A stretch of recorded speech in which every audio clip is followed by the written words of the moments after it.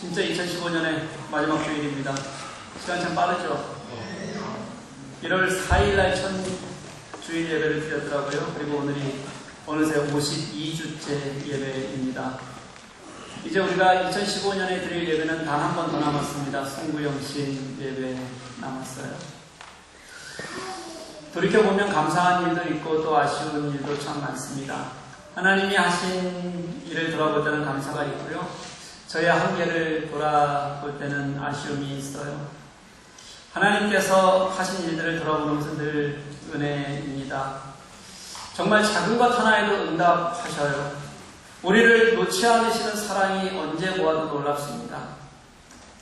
제가 2015년을 시작하면서 고민이 굉장히 많았습니다. 교회가 조금씩 성장하면서 저의 부족한 부분들을 어떻게 메꿔갈 수 있을까 하는 고민이 있었어요. 저의 약한 부분들을 돌아보면 지금도 늘 여전히 아쉽습니다. 그런데 하나님께서는요, 분명한 한계가 있는 나와 또 역사 속에서 일하시는 하나님, 그 사이에서 늘 다시 한번 회복하게 하시고 돌아보게 하시는 은혜를 주셨습니다. 그래서 올 한 해가 실망되는 일들도 있지만 또 어려운 일도 있지만 그 어떤 것이라도 하나님께서 우리를 향해 주시는 은혜인 것을 분명하게 하나님은 고백하게 하십니다. 교회가 늘 좋은 일만 있으면 얼마나 좋겠습니까?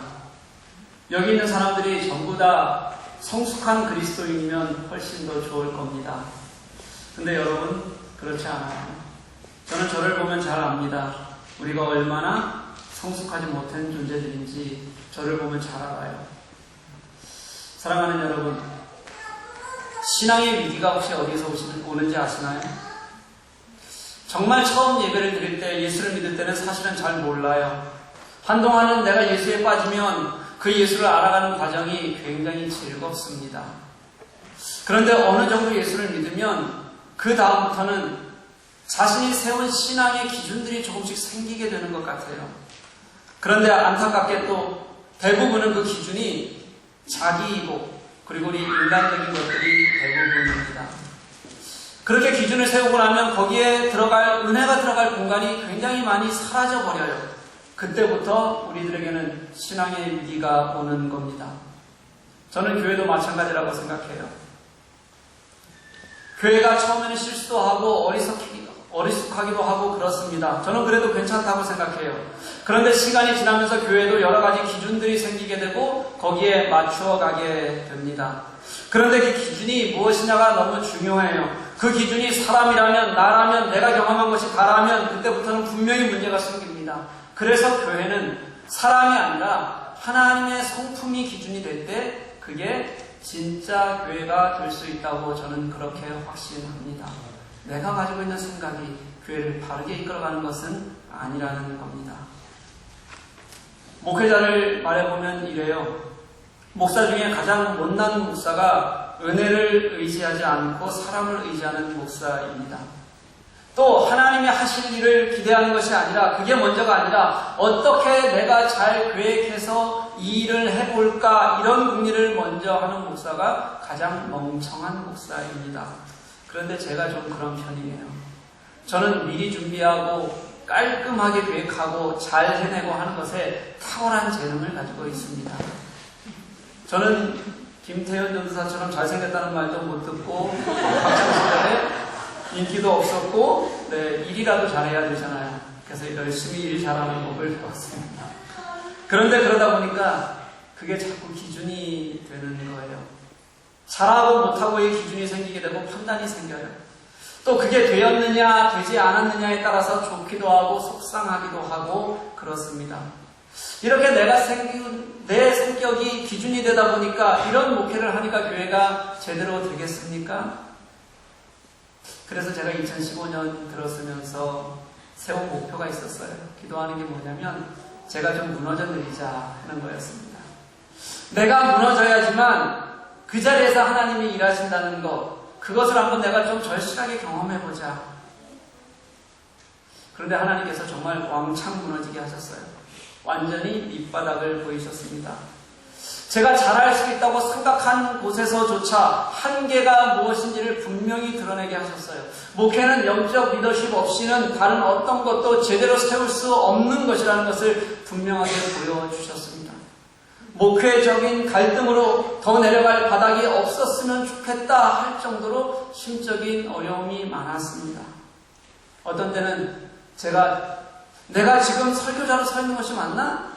정말 내가 설교할 수 있는 시간인가? 이런 마음까지 들게 하셨어요. 그래서 그런 날은 결국 설교를 하지 못하고 그냥 준비만 한 원고만 읽고 만 적도 있습니다. 물론 주일 예배를 아니라서 여러분들 잘 몰라요. 저는 그렇게 심각한데 우리 교우들은 제가 그랬더니 뭐라 그러냐면 목사님이 당 떨어져서 배고파서 잘못합니다. 빨리 먹을 것 갖다 주라. 저 목사는 원래 배고프면 화내는 사람이다. 뭐 이렇게 얘기하더라고요. 나왔더니 저녁 먹고 왔냐? 오늘 점심은 먹었냐? 그거부터 물어요. 그런데요, 사랑하는 여러분, 저는 하나님이 그럼에도 불구하고 참 좋으신 하나님이라고 고백하지 않을 수가 없습니다. 제가 만나는 시간이, 제가 경험하는 모든 일들이 때로는 힘들기도 하고 때로는 감사와 기쁨이 있는 그 삶의 흔적 하나하나가 내가 보는 방향을 잘못 보아서 그렇지 다를 뿐이지 전부 나를 위한, 우리를 향한 하나님의 마음이고 일하심임을 하나님은 그 자리에서 늘 고백하게 하십니다. 그런 감동이 제게 늘 있어요. 그래서 2015년도 하나님의 은혜라고 고백할 수밖에 없는 거예요. 뭐라고 따로 표현할 방법이 진짜 없습니다. 구구절절 우리가 어떻게 표현할 수 없는 은혜를 우리는 입고 살아가고 있는 거예요. 오늘 본문은 그렇게 은혜의 가장 큰 역사였던 십자가의 사랑에 대해서 다시 한번 우리들에게 말씀하십니다. 14절 말씀은 굉장히 힘이 있어요. 우리 같이 한번 읽어봤으면 좋겠습니다. 읽습니다. 시작. 그리스도의 사랑이 우리를 강권하시는도다. 우리가 생각하건대 한 사람이 모든 사람을 대신하여 죽었은즉 모든 사람이 죽은 것이라. 아멘. 바울은 열심히 사역했어요. 그런데 그 사역의 힘과 이유를 밝히는데 그게 무엇이냐면 예수 그리스도의 사랑이 나를 강권하시기 때문이다. 이렇게 말합니다. 이 강권하다는 헬라어 동사는요, 꽉 붙든다, 둘러싸고 밀어낸다, 이런 뜻을 가지고 있어요. 바울이 하고자 해서 한다는 것이 아닙니다. 어쩔 수 없는, 자신도 어쩔 수 없는 힘이 작용하고 있다는 뜻이에요.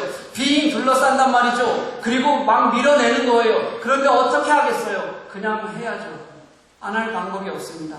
그런데 바울이 그렇게 설명하는 강권하여 밀어내는 그 힘이 무엇이냐면 그게 폭력이 아니라 사랑이다. 이렇게 말하고 있는 거예요. 예수 그리스도의 사랑이 나를 강권하시는다. 예수님의 사랑은 우리를 위해 이 땅에 오시고 자신이 죽으시는 십자가 사건으로 하나님과 우리를 화해케 하신 사랑입니다. 그런데 이것은 거기에서 그냥 그치는 게 아니라요. 이 땅에서 어떻게 당신의 사랑이 이루어질 것인가를 당신이 직접 이 땅에서 보이신 그런 사랑이라는 거예요. 다시 말하면 이론이 아니라 우리가 이 땅에서 보여질 수 있는 모든 것으로 당신이 보이셨다는 겁니다. 그래서 그 사랑이 바울을 살게 하는 힘이 되는 겁니다. 예수 그리스도가 죽으신 그 사랑은 정말 힘이 세다. 그래서 우리는 다시 이 땅에서 사라지는 힘을 가질 수 있다. 이것을 너무 분명하게 예수님께서 우리들에게 보여주셨고 바울은 그것을 살아간다고 고백합니다. 그리고 바울은 그 예수 사랑 때문에 우리가 제대로 살 수 있다는 것을 설명하고 싶어서 그게 얼마나 큰 힘인지, 그게 얼마나 놀라운 역사인지를 설명하기 위해서 아주 명백한 대비를 쓰는데요. 하나는 죽는 거예요. 그리고 하나는 새로이 창조되는 겁니다. 이 두 가지 대비를 사용해요. 먼저 모든 사람은 죽는 것으로 비유를 시작합니다. 한 사람이 모든 사람을 대신하여 죽었은즉 모든 사람이 죽은 것이라. 성경은 우리를요 죽었다고 표현합니다.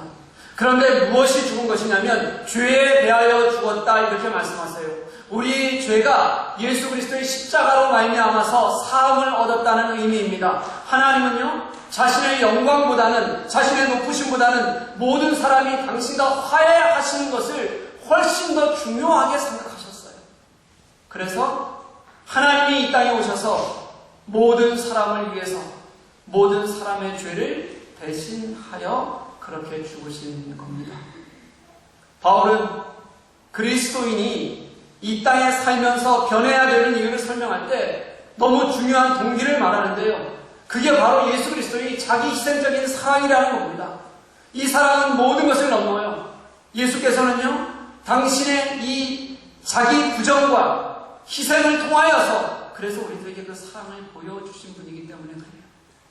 죽음인데 그냥 죽는 것이 아니라 모든 영광을 가지신 하나님이 이 땅에서 고난받으면서 죽으셨으니까 그래서 그게 크신 자기 희생이 됩니다. 그리고 그 하나님이 이루신 일이기 때문에 우리들에게는 능력과 힘이 될 수 있다는 거예요. 그래서 그 사랑이 이 땅에서 다시 드러날 수 있는 것, 그 사랑이 이 땅에서 다시 사라지는 것이 저는 그리스도인의 삶이라고 그렇게 확신합니다. 이게 예수께서 우리들에게 주신 반전의 능력이에요. 모든 사람을 위한 죽음은 또 모든 사람을 다시 살리는 능력이 되셨습니다. 죽었다가 다시 살아났다. 죄로 죽었다가 하나님의 영으로 다시 사는 것. 이것을 오늘 본문은 새로운 피조물이 되었다. 이렇게 표현합니다. 여러분, 사람이 변할까요? 사람을 고쳐서 사용할 수 있을까요? 의견이 분분할 수 있겠지만 제가 경험한 것으로는 사람을 고쳐 쓰는 것은 쉽지 않은 것 같습니다. 그렇게 은혜 받았다고 해도 그 성격, 그 지랄 맞은 거 안 변해요. 우선 제가 그래요. 내가 봐도 이 더러운 성격 좀 고쳤으면 좋겠는데 잘 안 고쳐집니다. 그래서 이 앞에 있는 사람들이 최고 많이 당하거든요. 저한테. 독일에서도 이 정도 살면 좀 짠 음식에도 익숙해지고 해야 되는데 내버 갈수록 못 먹어요, 저는요. 진짜 어디 적응하는 게 힘들어요. 선지자가 고향에서는 인정받지 못한다고 하잖아요. 우리 가족들은 다른 교회 가고 싶어요.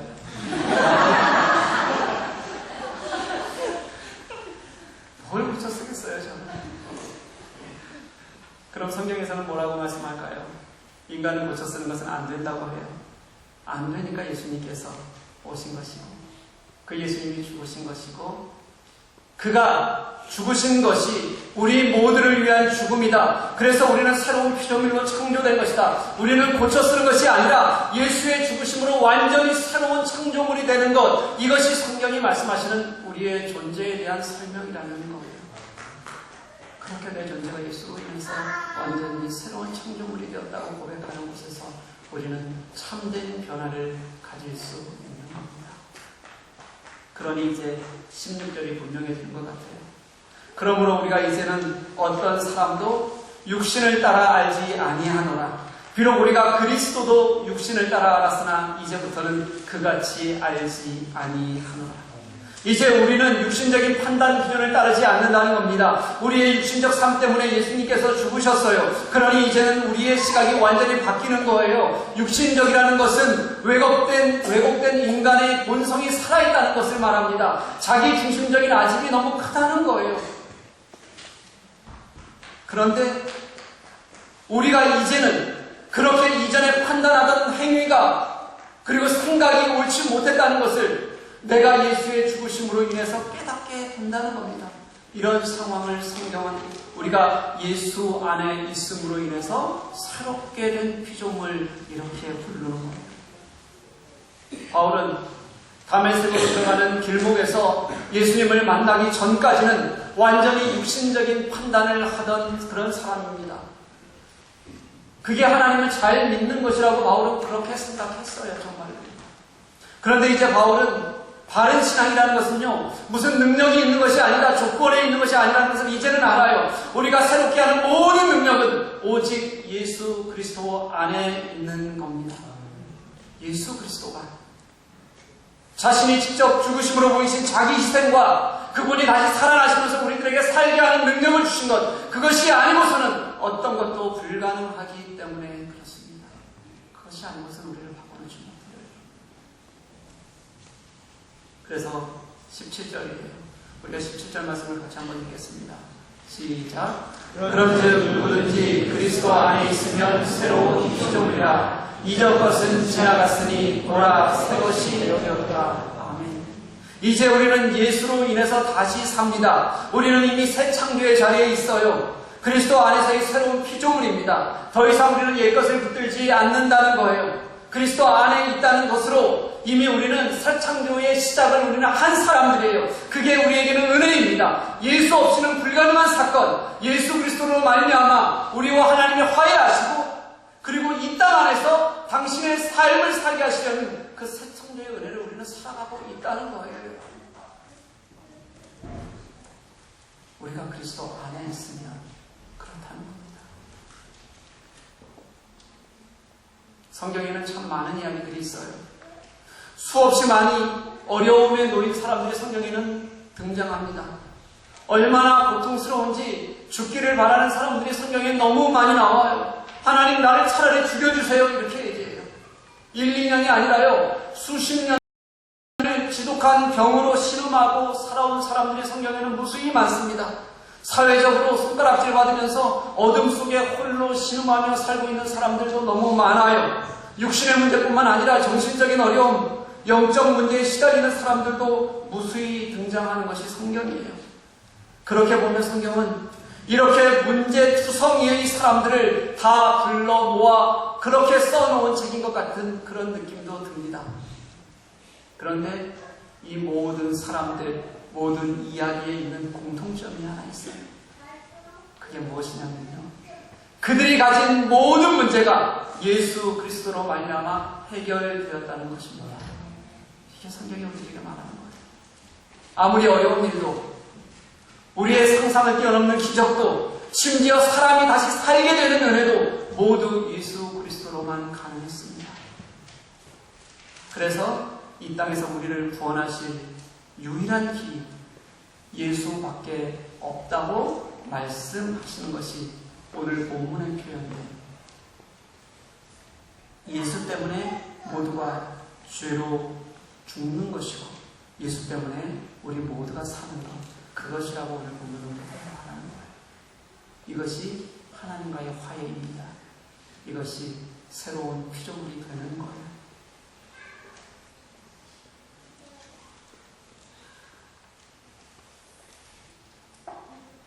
(2015년) 마지막 주일입니다.